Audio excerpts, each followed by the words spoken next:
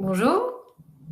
Bonjour à tous et bienvenue à notre webinaire sur le leadership, devenir enfin un leader qui réconcilie RSE, QVCT, performance. Voilà un gros programme avec une photo un peu humoristique quand même pour illustrer le titre.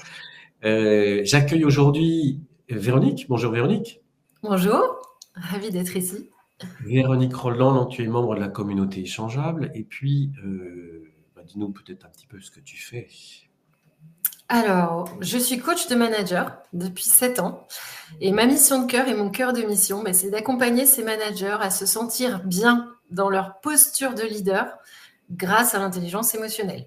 Donc, ravi d'être ici pour partager ce que ça implique d'être leader. Merci, bienvenue. Pour ceux qui ne me connaissent pas, je suis Serge Motton, je suis le fondateur de Changeable et son dirigeant, et puis je suis coach d'organisation, et donc j'interviens dans un certain nombre d'organisations pour pouvoir les aider à changer sur la collaboration, sur le leadership, sur leur culture également. Voilà. Et on va donc commencer dans quelques instants. Peut-être ce que je voulais vous dire tout de suite, c'est que vous avez en bas de votre écran des petits boutons, trois petits boutons normalement, qui vous permettent soit de nous suivre sur LinkedIn, soit de demander éventuellement le support, soit de vous proposer, vous inscrire pour participer à nos masterclass que nous organisons régulièrement sur différentes thématiques. Peut-être quelques instants, vous parlez de Changeable. On propose la valeur ou de la valeur à nos clients selon 6 thématiques. La première, c'est de fertiliser la collaboration. Donc, on est vraiment dans le savoir collaborer et susciter la collaboration, qui est un sujet quand même très important aujourd'hui. Le deuxième, c'est évidemment de travailler sur les leaders, d'inspirer les leaders et de pouvoir proposer des parcours, des formations, des accompagnements pour pouvoir faire monter, enrichir le leadership et surtout le rendre adapté finalement à la période actuelle. On a aussi un travail, une proposition de valeur sur les projets. Réussir vos projets culturels, c'est quelque chose qui est particulier, qui ne se gère pas comme un projet informatique ou le déménagement ou quoi que ce soit. Donc il faut avoir une acuité particulière et donc on a la chance de l'avoir développée et de vous la proposer. On travaille également sur l'émergence des cultures 21e siècle dans les organisations. Radicalement différent de la culture 20e. Pas parce que ça fait joli, mais c'est parce que simplement les conditions de marché sont vraiment différentes. Et on le voit encore avec des sujets géopolitiques qui s'annoncent, notamment avec les programmes aux États-Unis, que les échanges entre les pays vont être encore beaucoup challengés. On intervient aussi en tant que speaker. On est intervenu il n'y a pas longtemps pour Schneider Electric, par exemple, auprès de sa communauté de change dans le monde pour pouvoir les inspirer, leur proposer du contenu. Et puis, on propose également l'ensemble de notre catalogue d'ateliers, de séminaires à nos clients qui souhaitent compléter, enrichir leur démarche de changement en les renforçant avec quelques-uns de nos ateliers. Voilà un petit peu ce que nous faisons chez Changeable. Quelques chiffres, peut-être. Vous avez en bas à droite, en bas à gauche, pardon, gauche à droite, 300 équipes accompagnées. On intervient pour des clients donc de la petite scale-up, vraiment la plus petite entreprise, c'était trois personnes, mais qui est en train de croître très fort et qui aura peut-être une licorne, jusqu'à des grandes entreprises multinationales en France ou à l'étranger. On existe depuis un peu plus de 12 ans maintenant, et puis on a une communauté d'une 40aine de membres. Vous avez en haut à droite des clients pour qui nous avons travaillé et avec qui nous sommes heureux de continuer à travailler, de continuer à échanger. On travaille ensemble en communauté. L'objectif de cette communauté, c'est de faire partie de la solution. Ça paraît rien de le dire, mais fait, c'est quand même quelque chose qui est fort auprès de nous, hein, faire partie de la solution plutôt qu'entretenir le problème. Tous nos membres de communauté ont des spécialités un peu différentes, mais nous sommes coachs, plutôt d'équipe et d'organisation, certains exécutifs ou individuels aussi, managers. On a évidemment des sociologues, des consultants, voilà, en tout cas, une grosse richesse qui permet de pouvoir construire des choses ensemble qui font sens, d'avoir différents avis, de les confronter, de construire des choses qui font sens pour nos clients. Et puis, toujours avec cet esprit, cet ADN de challenger, de questionner, de créer du sens, de proposer un autre regard et permettre finalement à nos clients d'écrire une nouvelle histoire. Voilà. Si vous voulez en savoir plus, vous pouvez cliquer ou scanner avec votre téléphone sur ce petit QR code et vous en saurez un petit peu plus sur nous et puis on pourra échanger ensemble si vous le souhaitez. Alors, peut-être, Véronique, si tu me permets, j'aimerais faire juste un petit focus sur le terme de leader, dont on parle partout. Nous aussi, on en parle beaucoup, et je voudrais bien préciser qu'est-ce qu'on entend par leader chez Changeable, et peut-être d'ailleurs dans vos entreprises aussi.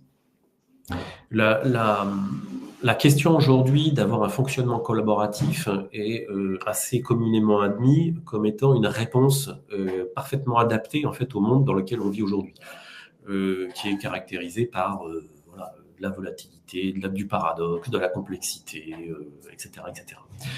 Donc, diffuser finalement ce fonctionnement collaboratif dans une organisation, ça repose évidemment sur les leaders. Et leur rôle, c'est de guider leurs équipes, à fonctionner en mode collaboratif lorsque c'est pertinent, parce que c'est pas pertinent tout le temps.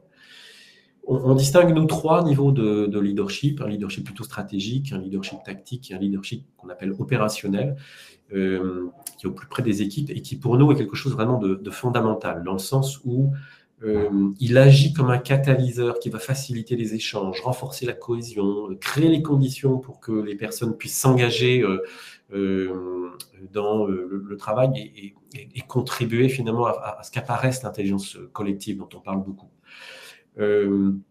Bref, des conditions finalement de succès de l'adoption de ce mode de fonctionnement collaboratif dans les équipes. Et donc, si tous les leaders ont ou devraient développer un mindset plutôt collaboratif, les leaders opérationnels, eux, ils ont des compétences particulières, pratiques, de facilitation, de savoir collaborer, de susciter la collaboration, de créativité, voilà, de connaissance des frameworks également collaboratifs. Il y en a un certain nombre. Et finalement, on se pose la question, qui sont ces leaders? Est-ce que ce sont les managers? Souvent, il y a association, hein, leader égale manager dans les organisations, on le voit. Mais il y a quand même un sujet qui est important, c'est que les postures de managers sont très axées sur la production, contrario aux postures de leaders collaboratifs qui sont très axées sur le collectif. Donc, c'est des démarches qui sont complémentaires, mais quand on les met en place, ça peut être extrêmement aride parce qu'on a l'impression d'être un peu schizophrène. Donc, nous, c'est de ces leaders-là dont on parle et qu'on souhaite développer, outiller, parce que c'est eux qui sont vraiment les catalyseurs du changement. Voilà. Cette petite introduction étant dit, vous avez dans le chat, si vous souhaitez, vous pouvez bien entendu réagir et nous dire si vous êtes d'accord, pas d'accord, ou si ça vous plaît ou pas. Vous êtes les bienvenus. On voulait également partager avec vous un décalogue. On a travaillé avec la communauté, et Véronique notamment, sur voilà, les enjeux des leaders en 2025. Et on en a identifié 10. Le premier d'entre eux, c'est ce qu'on appelle un leadership humain et authentique, c'est-à-dire muscler son empathie, choisir une vraie bienveillance envers soi d'abord et ses équipes, adopter un style de leadership aussi centré sur la relation humaine, loin des modèles qui sont purement hiérarchiques. Et puis, au cœur, une intelligence émotionnelle qu'on reconnaît, qu'on développe pour améliorer la qualité des relations. Donc, c'est savoir être à l'écoute de ses propres émotions et puis choisir ses comportements en fonction pour être après en mesure aussi d'identifier les émotions des autres et puis idem d'arriver en fait à comprendre comment ils interagissent et comment ils fonctionnent. Ensuite, il y a la capacité à inspirer et mobiliser. Donc là, il y a évidemment un travail sur les compétences de storytelling qui est important. et quelque part préférer susciter la création de sens plutôt qu'en donner, qui est quand même l'appellation qu'on utilise beaucoup, mais qui est quand même très top-down, reconnaissons-le. Et puis, un deuxième élément, c'est arrêter de croire qu'on peut motiver tout le monde, qui est quand même une fausse vérité qui est énorme, c'est qu'on peut susciter la motivation chez quelqu'un en créant les conditions, mais on peut certainement pas agir directement sur sa motivation, c'est pas possible. Et donc, travailler une mission claire et ses compétences en storytelling. Alors également, quand on est leader, on a cette mission de collaboration et d'inclusion. Donc, c'est travailler votre leadership collaboratif et inclusif. Donc, ça veut dire quoi? Ça veut dire reconnaître la valeur de tout le monde dans votre équipe. Ça veut dire être en mesure de faire travailler tout le monde ensemble. Et ça, chez Changeable et la communauté, on rencontre encore trop souvent des leaders qui, certainement, malgré eux, envoient peut-être des valeurs différentes en fonction d'équipes ou de métiers différents. Et donc, les personnes, forcément, ne sont pas enclines à collaborer si on sent que la parole d'un est écoutée plus que l'autre. Donc, un vrai enjeu, là, dans l'inclusion, d'en reconnaître la valeur de tout le monde. Oui. Il y a un sujet dont on parle beaucoup, en tout cas chez nous, et nos clients nous en parlent beaucoup aussi, c'est la reconnaissance. Donc, se former à reconnaître et pas uniquement sur les résultats, comme la majorité quand même de nos clients parfois font. Et idem pour les collaborateurs, puisque c'est pas uniquement l'apanage du manager ou du leader de reconnaître, c'est aussi le de tous les collaborateurs. Avec un travail sur la valorisation des succès et des échecs. Les échecs, ça fait partie de quelque chose d'absolument fondamental, qui soit individuel d'ailleurs ou collectif, et avec un effet immédiat sur l'engagement. Alors, un thème aussi, un enjeu fort qui est la soutenabilité et le leadership éthique. On en parle beaucoup, c'est un incontournable aujourd'hui pour à la fois la rétention de vos équipes et puis l'attractivité de nouveaux talents. Comment vous pouvez arriver à inclure les enjeux environnementaux et sociétaux dans votre entreprise et avec une vraie authenticité. Donc, il y a quelque chose, vous, en tant que leader, à connecter dans votre organisation par rapport à ces enjeux-là pour qu'ils soient vrais et pas simplement une intention de façade que vos employés reconnaîtront très, très vite. Il y a un sujet d'adaptabilité, de résilience. Le paradoxe est quand même légion. Et donc, apprendre à naviguer finalement dans ce paradoxe, c'est un élément important des leaders parce que c'est là où ils peuvent allumer la lumière pour un certain nombre de personnes autour d'eux et les amener à les suivre. Donc, l'incertitude, les environnements changeants, etc. Voilà, tout ça, ça contribue évidemment à ça. Et donc, il y a à se former finalement à ça et à vivre également sainement les échecs avant de vouloir les transformer en succès. Ça, c'est un élément également qui est fondamental. Et le leader, pour permettre à toute l'équipe d'avancer, doit aussi avoir un enjeu fort sur la culture du feedback et de la reconnaissance. Assez oublié finalement, ou alors on pense qu'on le dit mais on le dit pas. Donc il faut reconnaître, et pas que sur les résultats, la valeur de ses collaborateurs et avoir un équilibre assez fort entre reconnaître ce qui marche pas, c'est bien, mais aussi passer du temps sur ce qui marche bien et de le faire rayonner et faire en sorte que ces équipes soient fières de ça.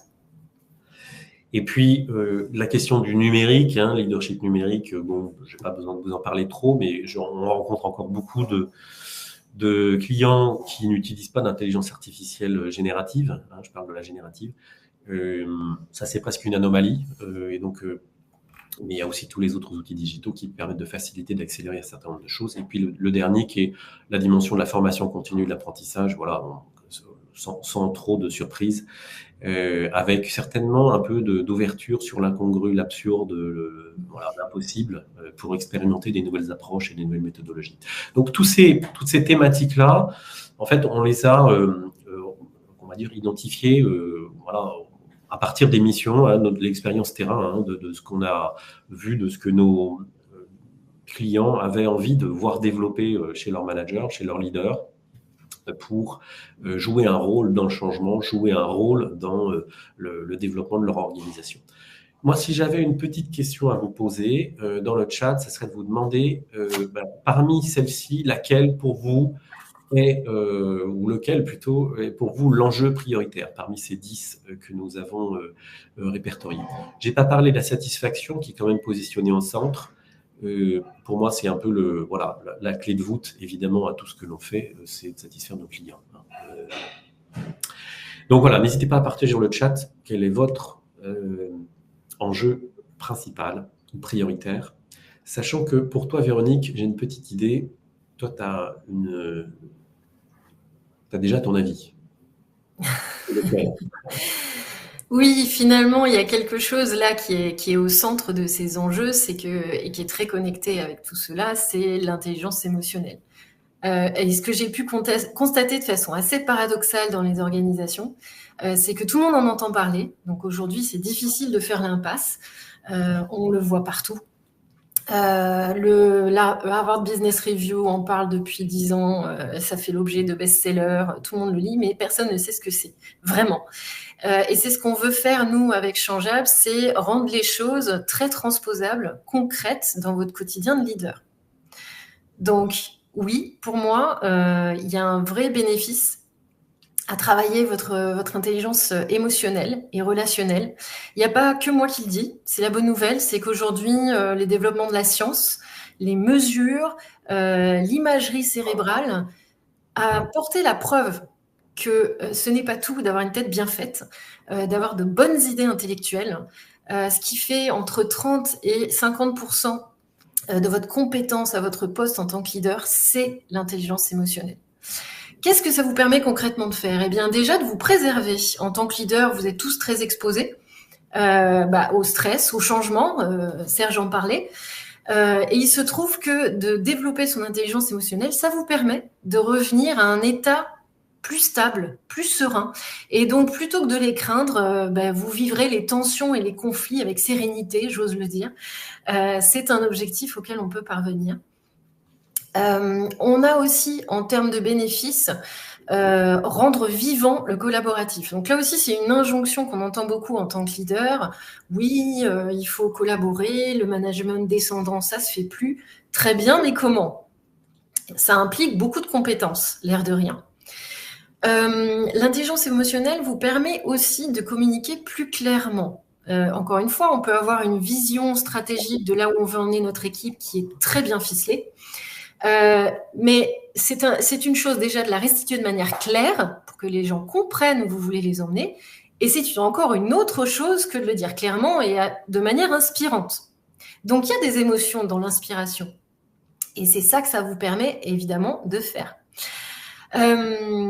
Sur le dernier, eh bien, tout simplement, alors je regardais s'il y en avait qui avaient répondu.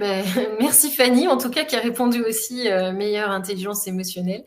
En tout cas, la dernière, c'est l'écoute empathique.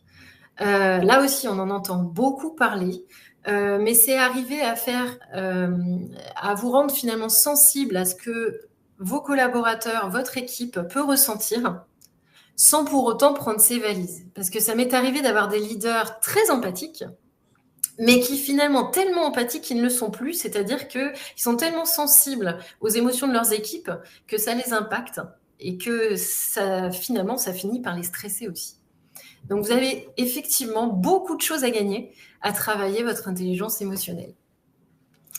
Alors, comment tout ça peut se traduire ? Alors peut-être il y a Gilles également qui lui qui nous dit dans le chat, voilà, un enjeu principal pour lui, c'est connecter les enjeux RSE avec l'ensemble des projets.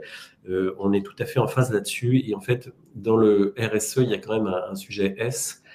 Et dans ce sujet S, sociétal, il y a une dimension humaine et donc émotionnelle en fait qui est importante. Et pour nous, en fait, travailler cette dimension émotionnelle et relationnelle est un prérequis pour pouvoir être meilleur dans les sujets RSE, et notamment sur la partie S, le E aussi. Hein, mais voilà.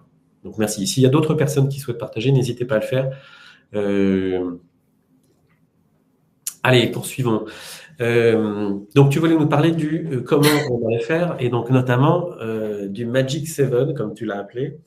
Exactement. Alors, il y a beaucoup de compétences émotionnelles et relationnelles. Néanmoins, pour être ce leader dont on vient de parler, on en a identifié 7, un peu comme les facettes d'un diamant, celles qui nous paraissent les plus importantes, celles qui résonnent le plus pour les équipes. Ouais. Donc, je vais commencer avec l'expression émotionnelle.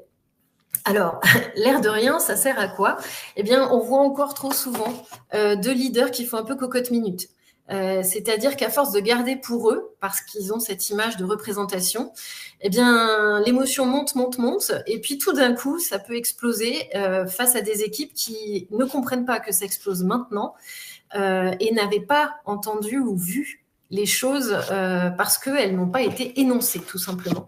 Donc là encore, ça a été prouvé scientifiquement que quand on arrive à poser ce qui se passe pour nous de manière adaptée et constructive vis-à-vis de ces équipes, ça vous permet de communiquer de manière humaine, encore une fois. Les gens, vous avez une valeur exemplaire, donc les gens vont se caler un peu sur vous pour se dire, tiens, si je peux le dire, je vais m'autoriser aussi à faire des feedbacks à mon manager qui soit aussi empreint de comment je me sens, de ressenti. Et donc, c'est prouvé que quand on pose ce qui se passe pour nous émotionnellement, on revient à une sérénité plus facilement et plus rapidement. Alors ensuite, on a, avec Serge et chez Changeable, on a une vision collaborative forte. Donc, sans surprise, vous verrez des choses très orientées sur la qualité des relations humaines. Et les autres sont vus comme étant vraiment à valeur égale. Donc là encore, c'est la capacité à créer et puis entretenir des relations humaines qui soient constructives, où on est à apprendre chacun des uns des autres. Donc là, typiquement, la qualité des relations humaines dans le respect mutuel. Serge avait un excellent exemple. Je sais pas si Oui, moi, je me souviens d'un manager qui pratiquait beaucoup l'humour et qui pratiquait l'humour sarcastique. Et donc, en fait, c'est très bien, ça crée une qualité de relation humaine, c'est super. En revanche, tout le monde se posait la question de savoir qui était la prochaine cible. Donc, on n'est pas vraiment, du coup, dans cette bienveillance, dans ce climat de confiance, en fait, qui va permettre d'avancer. Alors, vous voyez, il y a un travail à faire sur cette qualité-là, avec parfois des petites erreurs, des petites choses trappes. Merci. Ça rend les choses plus concrètes. Alors, l'empathie, la numéro 3. Là aussi, on en parle beaucoup. Dans énormément d'études, ça a été listé comme une compétence attendue chez les leaders dignes de ce nom. Alors, facile à dire, moins facile à faire. Donc, de quoi on parle dans l'empathie? On parle vraiment de cette capacité à identifier, à comprendre et à prendre en compte les émotions de soi d'abord. Les reconnaître d'abord pour soi, c'est déjà important avant de prétendre les reconnaître chez les autres. Et cela sans vous identifier à la personne. Donc là, moi, je vois aussi beaucoup de leaders qui ont les épaules bien chargées du ressenti de leurs équipes, qui prennent finalement les valises des autres pour eux. Et ça vous met, vous, en danger. Si vous allez pas bien, l'équipe va pas bien non plus. Donc, quelque chose à pratiquer de la bonne manière également. Dans le sujet finalement des transformations que beaucoup d'entreprises connaissent, il y a une thématique quand même qui est très forte qui revient, c'est la peur. La peur, elle est présente chez les managers, chez les leaders, elle est présente aussi chez les collaborateurs. Quand on a quelqu'un qui a suffisamment d'empathie pour pouvoir percevoir cette peur et qui sait comment réagir par rapport à cette peur, que ce soit la sienne ou que ce soit celle de ses collaborateurs, là on touche dans le dur. On touche vraiment le dur de la transformation parce que c'est ce qui peut la bloquer ou ce qui peut paradoxalement lui permettre d'avancer. Et là aussi, tu avais un exemple parlant d'un leader qui vivait justement dans la peur de la réaction de ses collaborateurs, sans finalement faire cet effort de se mettre, de voir le monde avec leurs yeux, tout simplement pour essayer d'avoir une meilleure vision de ce que ces décisions pouvaient impliquer pour l'équipe. Tout à fait.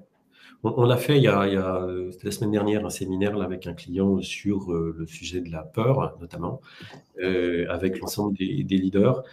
C'était extrêmement intéressant, ce qui est ressorti avec des personnes qui se sont découvertes finalement complètement et du coup ça a créé une atmosphère fantastique où certains ont pu dire voilà, on est arrivé collègues, on est reparti amis. Alors c'est peut-être ça paraît peut-être un peu excessif, mais néanmoins ça permet en effet de tisser le lien, de recréer la confiance entre les leaders et de pouvoir adresser la solidarité dont on a besoin, notamment dans les changements qu'on doit opérer ensemble.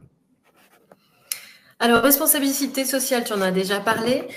Juste pour vous donner des exemples là aussi qui peuvent vous parler dans votre réalité. Donc, c'est vraiment avoir à cœur de construire un esprit d'équipe qui soit fort, d'avoir une culture d'entreprise qui soit axée sur la solidarité également. Et donc, ce qu'on a pu voir, ou en tout cas moi, ce que j'ai pu constater, c'est parfois des leaders qui divise pour mieux régner. Donc, vous voyez quelque chose d'aussi simple que mettre des équipes en compétition en interne avec des histoires de chiffre d'affaires, par exemple, qui sont associées à une équipe en compétition avec une autre équipe, eh bien, ça crée un climat délétère. Vous ne pouvez pas attendre de la collaboration dans ces cas-là entre les équipes, si vous valorisez qu'une équipe qui gagne plus qu'une autre. Donc, vous voyez, il y a vraiment à avoir à cœur pour le leader cette responsabilité sociétale du bien-être de mes équipes et d'avoir à cœur de corriger les dysfonctionnements qui existent dans votre organisation. Un exemple là-dessus, un de nos clients a décidé de supprimer une des appellations de travail, en fait, hein, des intitulés dans l'organisation. La conséquence a été que l'ensemble des personnes qui se sont vues retirer finalement cette appellation, ce titre, etc., ont repris le titre, un autre titre plus général dans l'entreprise. Et blessure d'orgueil immédiate. Et vous avez des dizaines d'employés qui disent, bon, bah, c'est bon, hein, moi, je ne participe plus. Donc, plus d'engagement, plus de transfert de compétences, plus d'accompagnement des collaborateurs, etc. Et donc, au bout d'un an, ils se disent, bah, comment on fait? Voilà, donc on intervient sur ça. C'est un exemple. Merci. Justement, la résolution de problèmes. Alors là encore, en lien avec l'intelligence émotionnelle, c'est savoir cette capacité à résoudre les problèmes, même quand il y a des grandes émotions en jeu. Donc Serge parlait notamment de la peur, hein, qui est au cœur du changement. Donc comment vous gardez le cap en tant que leader et vous arrivez à trouver des solutions, et pas que chez vous. Ça aussi, beaucoup dans les accompagnements qu'on fait de leaders qui ont encore cette injonction à je suis le chef, donc je dois trouver la solution moi tout seul. Alors qu'en fait, les solutions sont très souvent dans les équipes. Donc, quand vous avez de grandes émotions, comment vous arrivez à résoudre les problèmes quand même. Flexibilité, j'avance, c'est lié à ça, c'est à quel point vous êtes ouvert finalement à aller chercher des idées ailleurs, à écouter tout le monde, à avoir, j'aime bien ce que disait Serge, cet accueil, cette curiosité de l'incongru pour pouvoir justement trouver des solutions ou avoir une vision de demain. Donc c'est cette capacité à changer d'avis, à écouter tout le monde, à ouvrir de nouvelles options, même si elles vous paraissent incongrues peut-être, et à écouter tout le monde pour y arriver. Et puis le stress. Bien vivre le stress sans devenir un tyran, hein. Il y a une formule, moi, que j'aime bien, c'est vivre l'inconfort avec sérénité. C'est vrai que voilà, aujourd'hui, l'inconfort, il est présent très, très fort, et ça génère un certain nombre de stress qui peut être, en effet, soit des comportements de tyran, soit de fuite, soit d'absence, ou d'agressivité, etc. Et donc, évidemment, pouvoir travailler cette dimension-là est très importante, et de la partager, et surtout de déterminer comment on peut décharger son stress sainement pour se protéger les équipes. Alors, une fois qu'on s'est dit ça, justement, on voulait vous demander, là-dedans, est-ce qu'il y en a une en particulier que vous auriez envie de développer le plus? Alors, chez vous, si vous êtes leader, ou alors si vous êtes aussi RH parmi nous, laquelle mériterait d'être développée chez les leaders? Dites-nous donc. En priorité, ouais. Sachant que tout, a priori, ont besoin de le faire. Connecté. Tout est connecté, exactement. Mais quelle est la porte d'entrée pour vous qui vous paraît la plus importante pour développer l'intelligence émotionnelle des leaders? Alors, on a parlé du coup de notre vision de leader, on a parlé des différentes dimensions du leadership donc à développer. On a fait un focus sur la partie intelligence émotionnelle et relationnelle, avec ce cadran de Magic 7 qui permet de mieux cibler en fait les thématiques qu'on va adresser sur cette dimension émotionnelle et relationnelle. Comment on va agir, Véronique, avec nos clients? Comment on va agir, comment on agit déjà en fait avec nos clients sur ces thématiques-là? En tout cas, merci à Gilles, Caroline et Fanny qui ont partagé. On voit qu'il y a vraiment un appétit de travailler sa tolérance au stress. Et on voit bien avec ce que vous répondez, ces injonctions qui tombent sur les leaders. Comment vous faites concrètement pour travailler ça? Eh bien, c'est aussi la question que je me suis posée, pour être très honnête, quand j'ai travaillé, quand j'ai commencé cette carrière de coach et formatrice, puisque finalement l'intelligence émotionnelle, la difficulté, contrairement aux compétences techniques, c'est d'où on part en fait. Comment avoir ce point de départ, diagnostic, pour se dire ok, où j'en suis? Exemple, tolérance au stress. ma perception est où, et finalement, qu'est-ce qu'on me demande, où est-ce que je devrais la développer, qu'est-ce que je devrais travailler. Donc, il existe un autodiagnostic qui s'appelle EQI 2.0. Merci les Américains pour le nom un peu sioux. Ce que je vous invite à retenir sur ce test-là, parce que c'est pas le seul et en développement personnel, oui, il y en a beaucoup. Celui-ci est celui qui est le plus réalisé dans le monde. Il y a à peu près 3,5 millions de personnes qui l'utilisent par an. C'est le résultat de 17 ans de recherche scientifique par le docteur Van Baron. Et c'est un des tests, enfin en tout cas le seul à ma connaissance, qui est validé par la communauté scientifique et qui est dédié à l'intelligence émotionnelle. Donc ça mesure quoi tout ça? Ça mesure 15 compétences, dont nos fameux Magic 7, évidemment, sur lesquels nous, on a choisi de mettre l'accent. Et puis, ça se fait comment? Là, pareil, de manière très simple. Vous avez un questionnaire en ligne à remplir de manière très autonome qui vous prendra à peu près 20 minutes. Le temps moyen, c'est entre 15 et 20 minutes. À l'issue de ce questionnaire que vous avez complété, nous recevons le résultat et on vous invite à un débrief personnalisé. Puisque ce qui compte là-dedans, c'est plutôt comment vous avez fait pour vous noter et qu'est-ce que vous en faites demain. Donc, à l'issue de ce débrief où on explique, on regarde ensemble ce qui est sorti et on lui donne du sens, l'objectif, c'est de définir ensemble un objectif de progression pour vous. Puisque la clé du développement, c'est pas d'aller courir 5 lièvres à la fois, c'est justement de vous concentrer sur un objectif en premier qui vous paraît stratégique pour votre carrière, pour votre organisation et pour votre identité de leader. Et cet objectif-là, vous pouvez le travailler de deux manières, soit avec du coaching évidemment, ou bien en collectif, et c'est ce qui est encore plus riche, puisque vous pouvez confronter vos visions de leader et vos capacités de leader avec un groupe. Et ça, Serge, tu peux certainement nous en dire un peu plus. Oui, tout à fait. C'est la dimension du groupe, ça de fantastique, c'est que elle permet d'emmener tout le monde en même temps, même si il y a des personnes qui ont plus de faiblesse ou de vulnérabilité. Voilà. Elle permet de créer cette solidarité et d'emmener en fait l'ensemble de ce.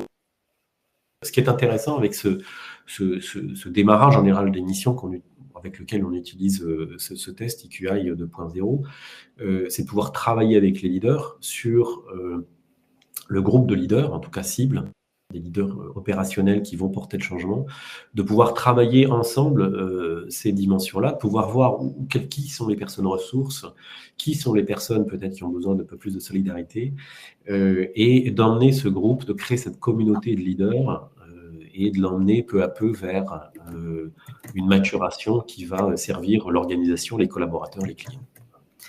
Alors, si tu as l'exemple justement pour vous montrer plus concrètement à quoi ça ressemble. Alors évidemment, c'est un extrait, mais c'est toujours mieux de savoir de quoi on parle. Donc vous voyez, imaginons cette personne qui a rempli ce test EQI 2.0, vous avez une échelle de ressources en termes d'intelligence émotionnelle qui sont organisées sur 5 échelles. Donc l'échelle de la perception de soi, de l'expression individuelle, faculté relationnelle. Il y en a 2 autres encore. On a mis des petites étoiles devant celles qu'on a inclus dans Magic 7. Et tout l'enjeu, c'est de voir, donc vous voyez, vos ressources, c'est la barre qui s'avance plus ou moins à droite, sachant que vous avez un intervalle faible entre 70 et 90, un intervalle moyen, ça veut dire que vous avez des ressources dans la moyenne des répondants de ce test, entre 90 et 110. Et si vous êtes au-delà de 110, vous avez des ressources extraordinaires, justement, à un niveau très fort, qui vous permet de vous appuyer dessus pour aller justement développer celles qui sont moins fortes. Donc, tout dépend, encore une fois, de votre objectif. Et voilà, pour terminer aussi, vous montrer, ça vous donne un peu plus de concret sur cette lecture. Donc, c'est un point de départ, ce test-là, pour développer votre intelligence émotionnelle là où vous voulez qu'elle aille et choisir vos batailles. Ouais.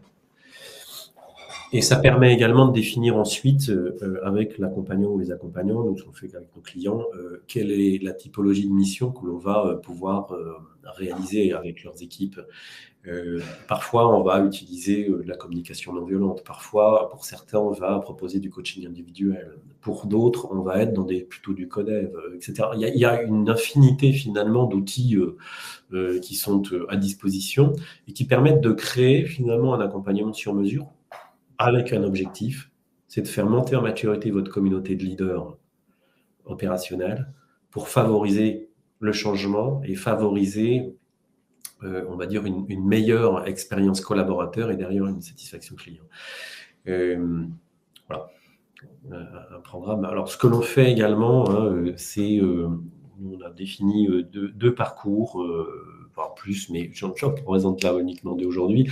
Un parcours leader qui est vraiment spécifique sur les dimensions du leadership dont on parlait il y a quelques instants, et qui permet soit un awareness, soit d'aller développer ses compétences et de les faire monter.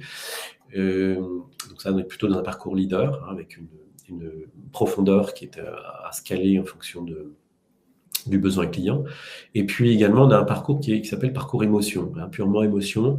L'objectif ici, c'est vraiment de proposer, de faire bénéficier de l'intelligence émotionnelle. Donc, on va retrouver le test EQI dont nous a parlé Véronique et quelques accompagnements qu'on définira pour nos clients, notre communauté et en fonction des objectifs qui sont visés.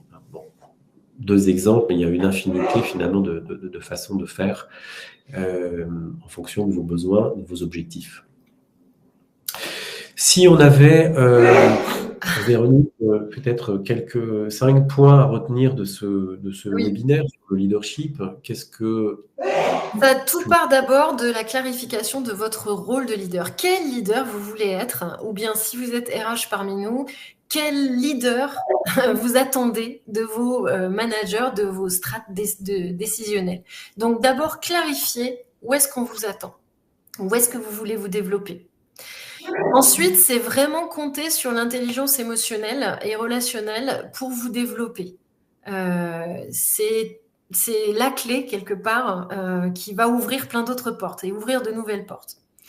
Donc, pour travailler l'intelligence émotionnelle et relationnelle, concentrez-vous sur les Magic 7 qui sont, alors, à partager votre vision, mais de l'expérience qu'on a chez Changeable avec toutes les missions qu'on a eues, ces Magic 7 sont vraiment au cœur des enjeux de demain. Ce qu'on voulait également vous donner comme message clé, c'est que les tests sont vraiment un point de départ. C'est un tremplin parce que l'enrichissement vient de la communauté de leaders. Donc, pour vous développer, eh bien, rassemblez-vous quelque part. Donc, encore une fois, que vous soyez vous-même leader, eh bien, travaillez en formation, par exemple, avec le parcours que Serge vous a parlé. Ça vous permet de confronter vos visions avec d'autres leaders dans d'autres organisations. Et si vous êtes RH ou dirigeant, ça peut être très intéressant d'avoir des leaders qui se rassemblent avec une culture de leadership qui soit homogène. Ça donne une colonne vertébrale très forte à votre organisation et votre entreprise. Donc, pour cela, par quoi, quelque part, vous allez commencer, en fait, c'est ça qui est intéressant. Quel serait votre premier pas? Premier pas. C'est à vous de nous dire. Oui. Alors, vous avez le chat pour pouvoir partager avec nous et les autres participants ce que vous aimeriez faire.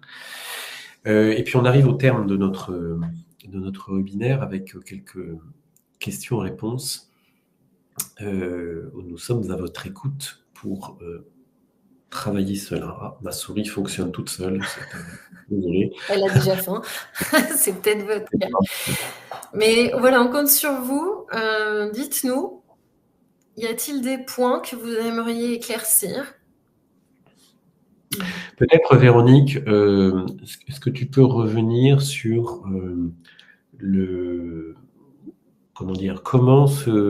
comment est perçue en fait cette vision émotionnelle dans les missions auxquelles tu peux arriver comment est perçue en fait les émotions, comment sont perçues les émotions avant et comment après finalement ces accompagnements, l'émotion est perçue avant et après. Eh bien là encore, c'est un vrai changement de regard sur les émotions qui sont encore trop souvent perçues. Alors peut-être dans notre vision managériale à la française, euh, très sois fort, très Superman ou Superwoman.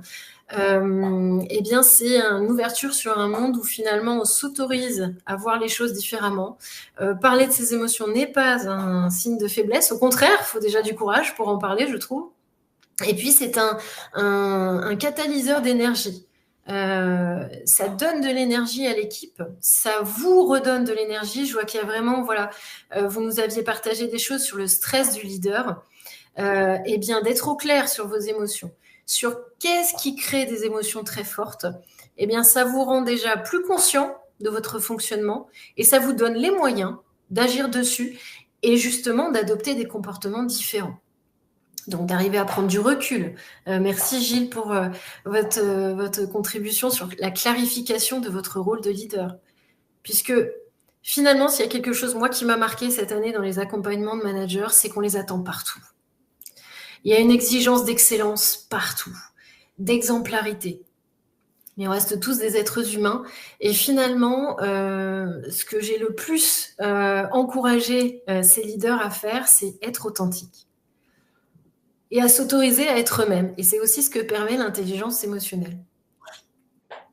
Ouais, moi, je reviens sur Gilles. Je ne sais pas qui vous êtes, Gilles, mais moi, j'ai envie de demander aussi aux autres qui, dans son organisation, a défini la terminologie de leader. Dans les clients pour lesquels on a travaillé cette année, personne ne l'avait véritablement fait. Et c'est en effet un vrai problème parce qu'aujourd'hui, il y a cette confusion leader-manager qui persiste quand même dans beaucoup d'organisations. Et il y a cette charge où le manager doit s'occuper de tout. Il doit être à la fois celui qui s'assure qu'on livre à l'heure, qu'on produit de la bonne qualité, etc. Et en même temps, celui qui doit faire de la créativité ou doit proposer des innovations, etc. On parle souvent du management, je ne sais pas si vous connaissez cette définition, mais avec une dimension d'exploitation et une dimension d'exploration. Le management, c'est ça. Il faut être capable de faire les deux. Dans le XXe siècle, le taylorisme, c'est du management de l'exploitation, principalement. La partie exploration est très faible. Elle est consacrée uniquement à de l'amélioration continue. Donc, on est dans des processus de créativité qui sont assez, qui peuvent être forts, mais globalement, qui sont très faibles. Or, aujourd'hui, on attend de ces équipes qu'elles fassent preuve de créativité pour amener de l'innovation, pour arriver à faire des choses complètement différemment. Comment voulez-vous, par exemple, réduire de 30% ou 40% vos émissions carbone? Bon, très bien, c'est certainement pas en cherchant à optimiser vos process actuels. Vous pouvez essayer de le faire, mais ça tiendra peut-être pas non plus très longtemps. En revanche, de réinventer une autre façon de faire, peut-être de réinventer aussi la manière dont on consomme, dont on utilise les produits ou les services. Là, on va être en effet dans une capacité à pouvoir proposer des solutions qui sont pérennes face à ces enjeux, face à ces problématiques-là. Et donc, on est dans cette dimension d'exploration. Et l'exploration, évidemment, ça nécessite de connecter avec qui on est, notamment ses émotions, pour pouvoir les travailler dans l'inconfort, donc dans la créativité, dans l'innovation, dans le défrichage, la recherche, etc. Et de pouvoir vivre des échecs, parce que, je le dis régulièrement, peut-être à chaque webinaire, mais l'innovation, c'est un échec permanent. Tous les process d'innovation ne visent qu'une seule chose, c'est à échouer. Échouer petit et le plus simple possible. Mais c'est échouer. Donc, si on n'est pas à l'aise avec l'échec, c'est sûr qu'on va avoir du mal à utiliser un process d'innovation et à innover. Donc, la dimension émotionnelle, elle est partout, évidemment, dans cette dimension d'exploration qui a trait au management ou au leadership. Apparemment, on a été très clair. Je vois pas de questions. Voilà, vous avez encore 1 ou 2 minutes pour pouvoir le faire si vous le souhaitez. Vous avez les boutons d'action également qui sont en bas. Si vous souhaitez parler avec nous d'un sujet plutôt confidentiellement et plutôt de vive voix, ce que ne permet pas le webinaire. Ce que tu voulais proposer aussi, je crois, Véronique, c'était un essai, Oui. un test. pour ceux qui seraient intéressés, à qui ça a parlé, qui ont envie justement de se développer, ce que nous vous proposons, c'est de le tester avec. Alors Serge, tu avais en tête justement le coût du test que nous prenons à notre charge, et on a du coup le débrief à planifier ensemble une fois que vous aurez fait ce test. Donc si ça vous tente, ça vous fera un accompagnement défiant toute concurrence et ça vous permettra de voir concrètement ce que ça vous permet de mesurer et de définir comme objectif de développement. Et comment ça pourrait être utilisé dans votre organisation à une plus large échelle et quels bénéfices vous pourriez en tirer. Donc faites-le nous savoir. Faites-le nous savoir, vous pouvez utiliser les boutons d'action qui sont en bas. Véronique, un grand merci pour ta présence aujourd'hui et tout le contenu que tu nous as apporté, et puis le travail qu'on fait régulièrement ensemble. Merci à tous ceux qui nous ont écoutés aujourd'hui. Merci de m'avoir invité. Merci à vous tous, à Serge, à Gilles, Caroline, Fanny, qui ont interagi avec nous et qui nous ont aidés à animer ce webinaire. Merci beaucoup. Vous pouvez retrouver l'ensemble de nos webinaires également sur notre chaîne Webikeo. Et puis, juste à la fin de ce webinaire, il vous sera proposé un petit questionnaire de satisfaction. N'hésitez pas à le remplir, surtout si vous êtes satisfait. C'est toujours agréable. Et puis, on vous donne rendez-vous bientôt pour un prochain webinaire. Belle journée à chacun. Merci à vous tous. Bonne journée.